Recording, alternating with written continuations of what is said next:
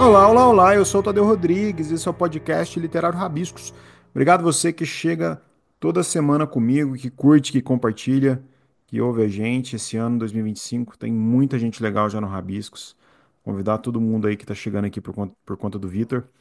Visitar aí o Rabiscos esse ano passado, a gente está aí há 7 anos rodando, falando sobre literatura contemporânea, ouvindo os escritores, escritoras. E é isso, falando dos festivais, falando dos rolês literários, que o papo de hoje vai ser um pouco disso. A gente vai falar com o Vitor Miranda, que é escritor, poeta, autor de 7 livros publicados, dentre eles O que a gente não faz para vender o livro, e o livro que está lançando, Os Ratos Vão para o Céu. Faz parte como poeta e letrista da banda da Portaria, tem mais de 10 músicas lançadas e uma letra em parceria com a poeta Alice Ruiz. É criador e líder do movimento Neomarginal, que vem cavando aí espaços na cena literária, participando de festivais e criando os próprios eventos, como o Festival Neomarginália, que a gente vai falar hoje. Está na segunda edição.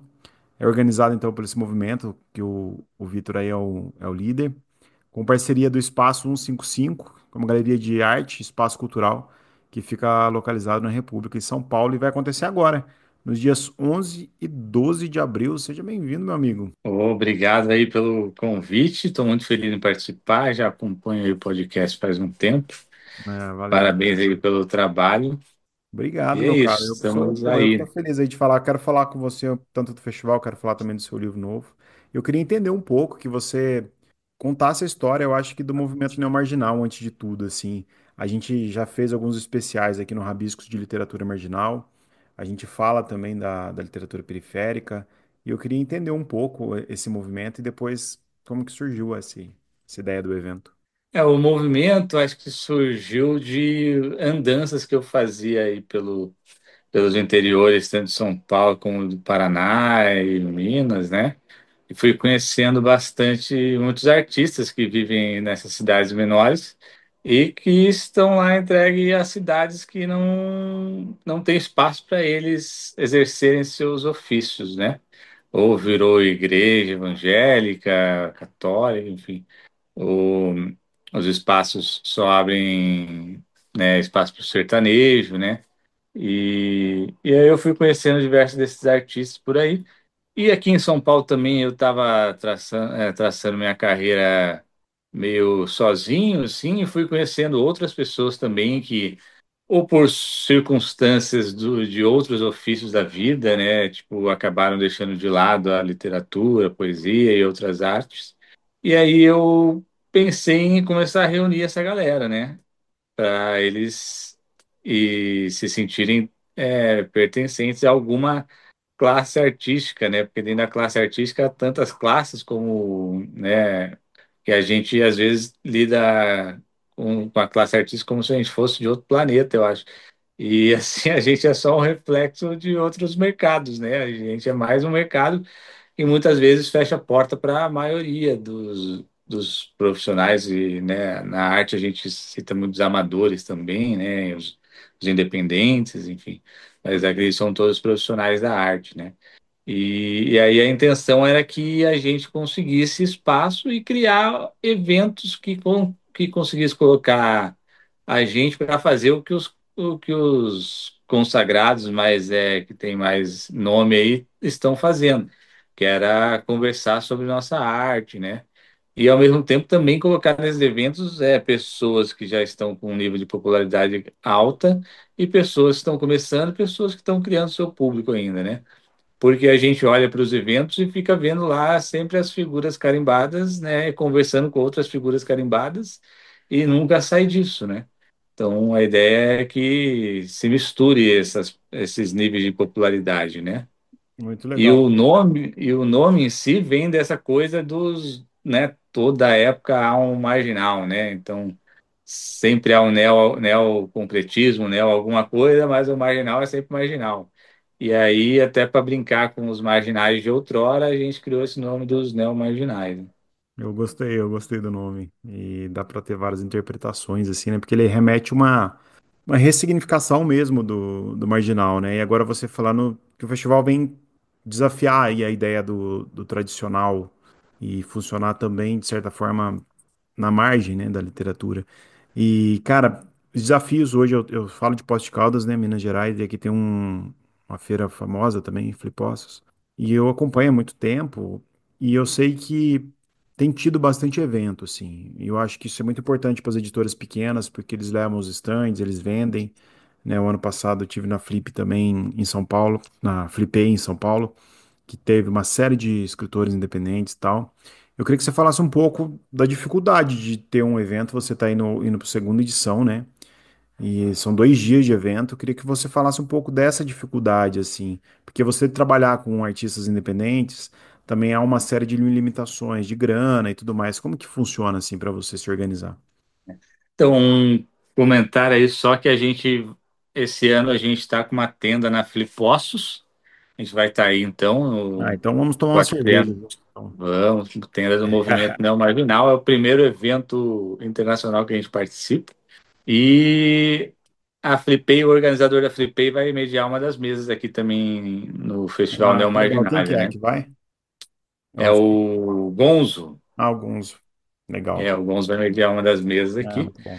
E assim, a gente começou. Eu já tinha organizado saraus, né? Tipo, organizei um sarau há muitos anos atrás, junto com uma poeta chamada Francesca Criselli, e que ela era mais uma poeta acadêmica, já tinha uma caminhada muito maior do que eu na poesia. Eu estava começando, vinha assim um poeta mais da rua, né? Não sei se é anti-acadêmico, mas não era acadêmico, não quis fazer a universidade e tal. E a gente ia misturando, ia trazendo os poetas mais dessa caminhada de rua, que nem eu, e ela ia trazendo poetas mais, né, que tem ligação com a academia, ou já estavam muito tempo aí, né, em atividade. E depois acabou que o Sarau encerrou as atividades porque ela foi morar fora e tal. Então já tinha na cabeça a coisa. Como eu sou fotógrafo e eu fotografo muitos eventos corporativos, eu vou observando como funcionam as coisas e tal. E aí eu fui trazendo para o meu conhecimento tentar colocar isso no movimento não marginal, né? Então a gente começou a tentar criar um nome através da festa não marginal, que era basicamente uma festa de música e poesia que a gente tirou o nome de sarau, porque sarau espanta, né? A galera que não é do meio não quer ir no sarau, né? Aí eu coloquei o nome de festa e a gente começou a organizar essas festas de modo itinerante. Então, cada vez que acontecia era em um local diferente. E a gente foi, inclusive, para Curitiba com uma festa. Fizemos um evento lá que foi super legal também, reuniu vários poetas de Curitiba, Alice Ruiz estava lá, a participação musical foi da Estrela Leminski, e, enfim, a galera da geração ali Leminski estava lá, a galera mais nova também. E a gente começou a infiltrar também o nosso evento em outros festivais, né, com o nome de Sarau, porque é meio que necessário para entrar dentro das especificações dos eventos. Então a gente participou do festival Sou Louco por Ti Juqueri, que aconteceu dentro do antigo Hospital Psiquiátrico do Juqueri. Participamos do Festival da Mandioca em Monteiro Lobato. E aí, assim, como o sarau e essas coisas acaba virando meio que festa mesmo, eu comecei a pensar que a gente tinha que começar a fazer o que eu pensava lá no início, que era colocar a gente para um lugar sério também de falar sobre as obras, né? E aí eu comecei a pensar aqui, por que não fazer uma feira de livros, né?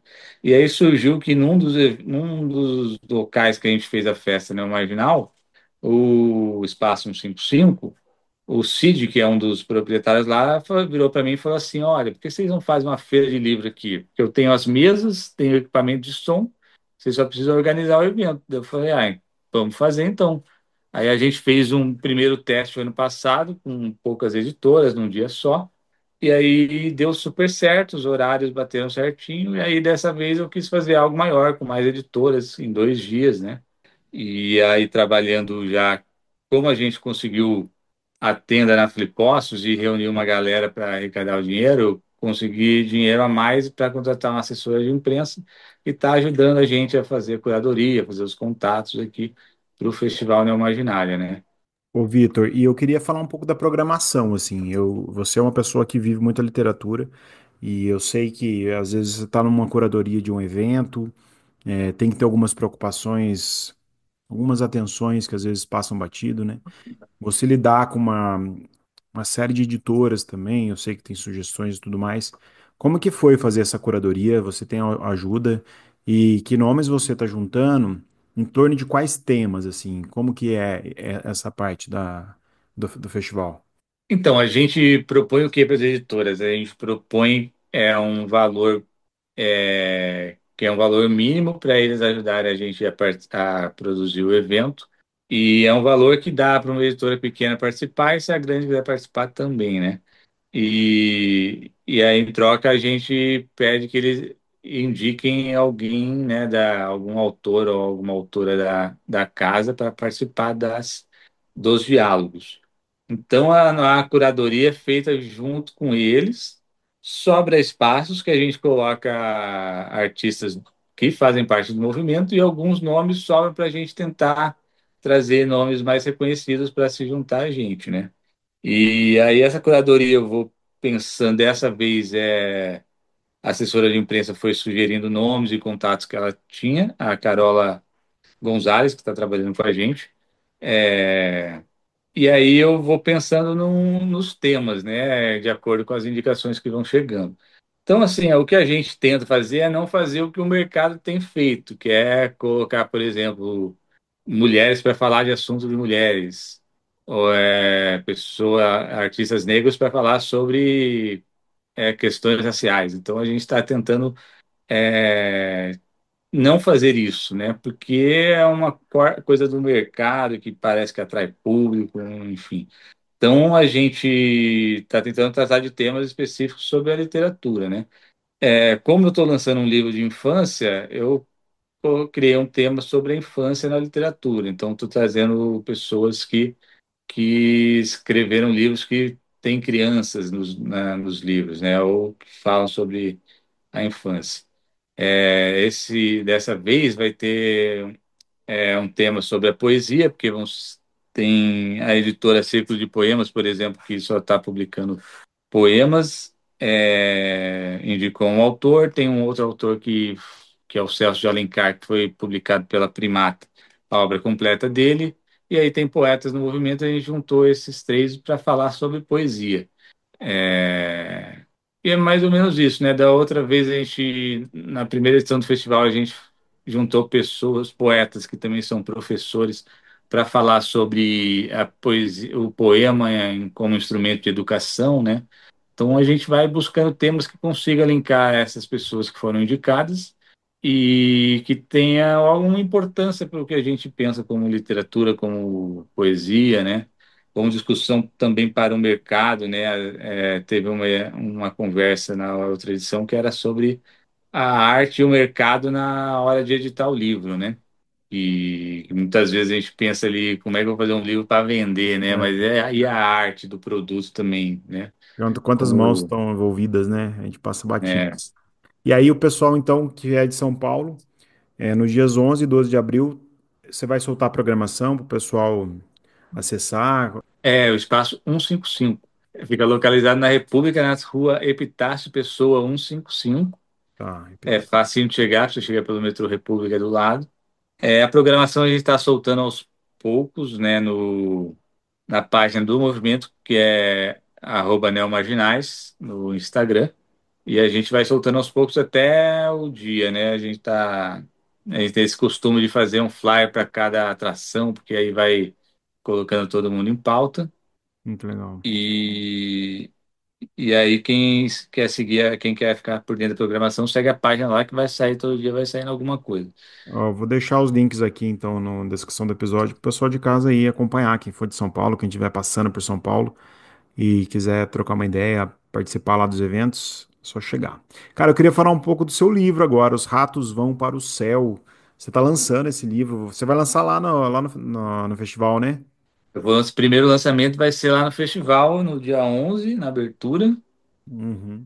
Vai ter um bate-papo sobre o tema do livro, né? O livro, assim, tende a falar sobre a infância, né? Porque eu peguei vários contos que eu escrevi que tem os personagens crianças, para fazer um livro sobre a infância, mas também é um livro sobre a violência, sobre o nascimento e a morte, né? começa com o nascimento, mas no mesmo conto que fala sobre o nascimento tem a morte, né? O conto que dá título ao livro são crianças que matam um rato afogado, né? Então ali a tortura e a violência já no mundo da criança. E Eu, é isso, o meu objetivo é falar sobre esse mundo que a gente criou, né? A sociedade que a gente criou e seus, onde as crianças que a gente tende a ver como um futuro, né, das nações, né, elas têm que viver com a gente nesse seus universo e a gente que é criança também, né? sem dúvida. Os seus contos, eles exploram muito isso que você falou da violência também, as coisas absurdas e ao mesmo tempo poética. A gente está gravando hoje, né? É um boom aí de uma série que eu até assisti, Adolescência, que também retrata uma criança que foi descuidada aí de atenções e foi para um caminho muito, né, tenso da vida, envolvendo crime. Como que você equilibra isso ao criar, né, essas crianças nos contos, esse lúdico que a criança traz por ser criança e o trágico também, sem necessariamente romantizador? Como que você conta isso? Eu assisti só um episódio da série, por enquanto assisti o episódio que é a conversa dele com acho que é a A psicóloga, né? psicóloga, o terceiro episódio. Mas já estou por dentro de tudo que ocorre É, na série, porque minha falado. companheira me contou, tá todo mundo falando sobre. Eu vou até assistir ela completa, porque é impactante, né? Assim, o tema, né? E o roteiro todo, e as atuações, né? Impressionante, né, E cara? em plano sequência ali, o que o ator criança, né? Tá fazendo o trabalho dele é muito bom, né?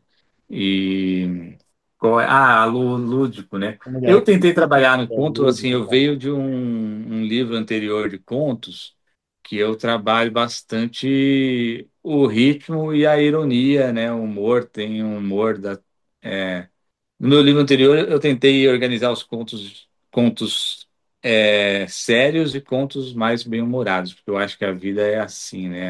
Ela não é uma coisa só, ela vai se modificando, tem um dia que é bom, um dia que é ruim e eu trago bastante a ironia. Nesse livro de contos infantis, eu queria, assim, não queria ser o mesmo dos outros contos. E aí eu fiquei pensando o que que eu poderia trazer para esse universo infantil.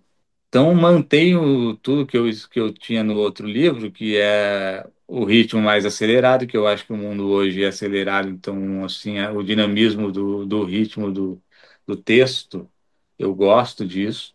O humor para falar da tragédia, né, o sarcasmo, assim, acho que é uma característica até minha como pessoa, colocar as coisas sempre num lado mais do humor e da ironia, mas eu queria trazer também o lúdico da criança, e eu fui explorar bastante o realismo fantástico, né?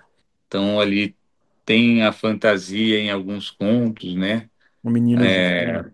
Menino girino, ou até o pai que perde o cachorro, e no final parece que é só um sonho, né? Porque acontece uma coisa no final. Então fui explorando essas coisas porque o Chico Sá fala disso no prefácio, né? Que ele fala do sonho e do pesadelo, né? Porque o pesadelo é um sonho também. Então as crianças, quando a gente é criança, a gente tem muito mais sonho, muito mais pesadelo, né? Depois da vida adulta, eu não sei por que as coisas vão ficando mais concretas para a gente perde um pouco isso. Mas eu tentei explorar essa coisa do sonho também, do tempo psicológico, né? Eu lembro quando eu era criança que eu viajava muito nas ideias, né? Ficava pensando o dia como ele poderia ter sido, né? Ou como o dia posterior poderia ser, né? Sim, eu sabia que eu ia jogar bola, então eu ficava a noite anterior imaginando tudo que eu iria fazer no jogo seguinte, né? Ou então, hoje em dia, assim, adulto, a gente perde um pouco disso, né? Perde demais. É por isso que virou bom escritor também, né? Por conta É, desse pensamento. Quando você estava falando aí do lúdico, né? Esse conto em especial, Menino Girino, quero falar um pouco dele, assim, né? Tem outro que eu anotei também, o Merda, mas o Menino Girino, essa quase uma parábola, né, política aí. O que que esse conto diz? Eu queria que você falasse um pouco dele, para o pessoal de casa entender o que que a gente está falando. Talvez eu acho é, que o Menino Girino se concretiza mais. O que que esse conto diz sobre o corpo é. também, de território, né? Sim, o conto nasceu especificamente no momento que eu estava no meio de uma mata, andando com um casal de amigos e a minha amiga está grávida. E aí eu estava ouvindo o barulho do sapo e ela grávida do meu lado ali. E aí eu fiquei pensando, imagina, né, se um pulo no rio engole um girino e o sapo cresce dentro. Veio disso, mas a história em si é sobre, é uma metáfora sobre uma menina que foi estuprada. E o que acontece com essa menina quando ela é estuprada, né? Ela é jogada na mídia como um cabo de guerra ali entre a esquerda e a direita. E eu olhando as situações que acontece isso, eu acho tanto um absurdo a direita quanto a esquerda fazer o que fazem com a criança, tentando usar ela politicamente, tanto para um lado quanto para o outro. E no fim das contas serve para aqueles deputados e deputadas, né, de ambos os lados conseguirem atrair público para votar neles na próxima eleição. Então, o ponto é basicamente sobre isso, né? Até faço referências a políticos ali, né? Acho que tem uma fala do Capial que é uma referência ao bolsonarismo, né? Então, eu vejo essas situações e eu fico pensando assim, mas ninguém perguntou para a criança o que ela quer, né? Ninguém foi ouvir a criança e saber se ela quer fazer parte desse mundo político que, no fim das contas, expõe a criança, né? E, e assim, isso basicamente sobre a criança em si que eu queria escrever, sem dar minha opinião, que eu tenho minhas opiniões também sobre questões de Uhum. aborto e tal. Eu sou uma pessoa que tem um pensamento mais de esquerda, né? E acho que é um assunto que mais as mulheres devem opinar do que os homens, mas os homens também devem ter suas opiniões, enfim, até para defender o lado que acha certo. Mas, assim, eu acho realmente um absurdo o que se faz e essa polarização, né? Eu acho que a polarização é um mal, assim, no mundo que deixa só duas escolhas para a gente, né? Não temos outras escolhas. Mas eu queria, assim, como estamos nesse mundo de polarização, que deixa a arte polarizada também, e eu acho que é péssimo para a poesia e para a literatura esse lugar, porque tira a gente de usar o lirismo para narrar as histórias, né? Uhum. E aí acho que assim é uma tentativa de resgatar o lirismo, a metáfora, a poesia, né? A literatura acaba sendo além disso tudo, no final das contas, a poesia em especial, né? A literatura como um todo. E quando você fala, né, desse estado lúdico e ao mesmo tempo do realismo fantástico, falando de infâncias violentas, a gente falou da série Adolescência. Como que você acha que essas obras, é difícil a gente falar de uma função dessas obras, mas como que você acha que é a importância das obras que falam sobre isso para se atentar a coisas que às vezes estavam passando desapercebido? Porque hoje você vê muita gente da tecnologia que os pais ainda também não sabem lidar direito. Como que você vê a função da arte nisso? Ó, eu sou padrasto, né? E, enfim, o padrasto tem principalmente quando o pai é próximo, acho que ele tem uma figura ali de que não é um pai nem é uma mãe, mas está ali também para educar, ser um exemplo, né? Que está sendo espelho também. Mas o que a gente vê ali é que o uso da internet é meio prejudicial para a criança, né? No nosso caso, a gente até tirou o iPad, o YouTube, porque quando você vê, seu filho está conversando com você nem sabe quem, né? Então, essa série Adolescência, né, teve uma pessoa que falou, eu não lembro quem foi, que falou sobre isso, né, que a internet é a rua de hoje, né? Se a gente, a nossa geração dos nossos pais, iam buscar a gente na rua para saber onde a gente estava, né? A minha mãe ia atrás da gente na rua. É, muitos pais, padrastos, madrastas, não vai fuçar na internet para saber o que está acontecendo, né? E tem mecanismos que você pode usar para saber o que está rolando na internet, o que os seus filhos estão fazendo na internet, né? Inclusive proibir algumas coisas, né? Você programa lá, se você quer deixar o iPad com as crianças, você pode programar o iPad para certas coisas e até para o seu celular acompanhar o que está acontecendo. E assim, mas no mundo que nos esgota, muitas vezes é um refúgio, né, para o filho ficar entretido e muitos pais deixam lá os filhos entretidos para ter um pouquinho de descanso, né? Porque trabalha, trabalha, trabalha e depois chega em casa e tem que trabalhar de novo, né? Porque tem o ofício doméstico e ainda tem que prestar atenção na criança. Então, assim, é um mundo que as crianças acabam muitas vezes sendo abandonadas ali, mas não por abandonadas apesar da convivência diária, né? Mas não por mal também, né? Porque assim, que mundo que é esse que os adultos vivem também, né? Eu acho que é E uma aí, série de assim, coisa, tem, né? tem, tem outras obras, né, que eu acho relevantes, que tem a criança também, assim, por exemplo, eu li recentemente Vamos Comprar um Poeta, né? Do Afonso Cruz. Do Afonso Cruz também, pô, belíssimo livro, né, que tem essa coisa do lirismo também, né, de trazer a poesia para criar uma metáfora ali, onde o mundo é de números, né, as pessoas são chamadas por códigos numerais, enfim, tudo é um valor, né, O livro é divertidíssimo. numérico, e aí um simples desenho de uma janela na parede vai modificando tudo, né? A metáfora vai modificando o pensamento das crianças e causando ali na família, né? É muito legal. E seu livro está muito bem editado, ele está muito bonito, assim. O pessoal que está ouvindo a gente aí, como é que faz para conhecer seu livro, comprar, se eu trocar ideia contigo? O livro, pô, é a quarta vez que eu faço livros independentes, a quarta vez que eu trabalho com a Iris Gonçalves, que é uma diagramadora que eu adoro trabalhar com ela, amiga Bem de bonito, anos. pô, viu? Ela me mandou o miolo aqui, eu vi. Ela faz um trabalho super bonito. E, e para comprar o livro é direto comigo, por enquanto, né? Eu sempre trabalhei assim, vou vendendo meu livro pelo Instagram, nos eventos, nas ruas, às vezes eu vou para a rua vender livro também. E é só me seguir lá no Instagram, é @Vitor L. Miranda. Curtiu alguma coisa minha, eu já estou oferecendo o livro. Tá certíssimo. Tem que vender o livro, porque é difícil, né? Ainda mais quando. Eu já fui publicado por editoras pequenas também, e você tem que fazer a mesma coisa, tem que vender o Uhum. livro. No final das Então, contas, as é livro pessoas. embaixo do braço, né? O Marcelino fala do sovaco, né? Temos aí o Plínio Marcos, né? Que vendeu o livro pra caramba assim. O E próprio eu Wesley, que vai sigo estar aí lá no festival, Wesley Barbosa, já veio aqui o algumas vezes. Wesley Barbosa. O Um Wesley exemplo Barbosa aí vendeu o livro. de 10 mil livros na rua. Fala que o Wesley é a grande revolução do mercado, né? É. Ele bate de frente e tá lançando, né?